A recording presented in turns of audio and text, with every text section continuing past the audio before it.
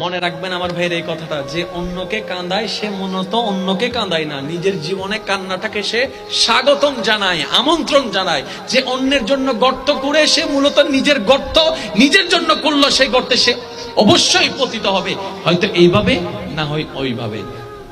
যে অন্যের ভালো চায় মূলত সে নিজের ভালো চায়। বলেন সুবহানাল্লাহ।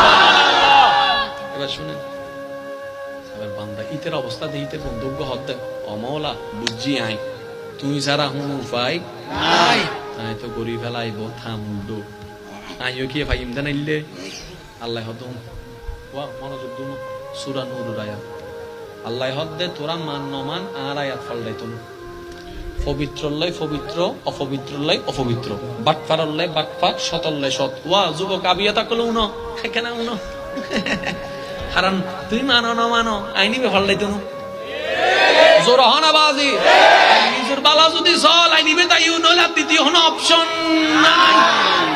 ঠিক আছে না? কারণ আল্লাহর আইন কখনো পাল্টাবে না। এবার শুনেন বন্ধু হদ্দা আল্লাহ কেন করতাম আল্লাহ হদ্দুন জিয়ান গরি ফেলে সুয়ান তওবা কর। যদি তুমি ভুল বুঝতে পারো আমি মাফ করতে প্রস্তুত। একটা শর্ত আছে, তুমি এই ভুল নতুন করে করতে পারবা না, তুমি তোমার জীবনকে আমার উপর ছেড়ে দিতে হবে। তুমি যদি সেটা করো তাহলে আমি তোমার জন্য যেটা রেখেছিলাম সেটাকে ক্যান্সেল করে তোমার জন্য উপযুক্ত একজনকে আমি ফিটিং করে দিব, যেটা তোমার মতো পবিত্র থাকবে, পবিত্র থাকবে, পবিত্র থাকবে।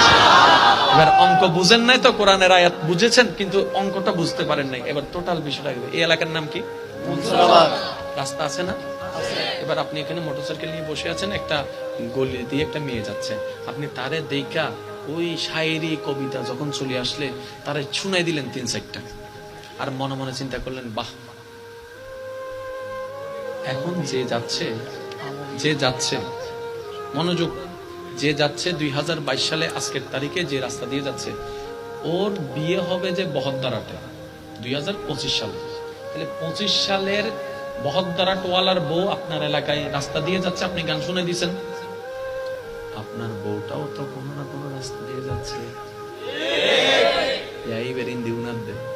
এবার যে তিতিম বুঝি না আর বউর উনাইতে তনু আল্লাহ হয়তো তুই অন্য বউর উনাইস তোর ঘরে ইজ্জত আই হেফাজত বুঝুন।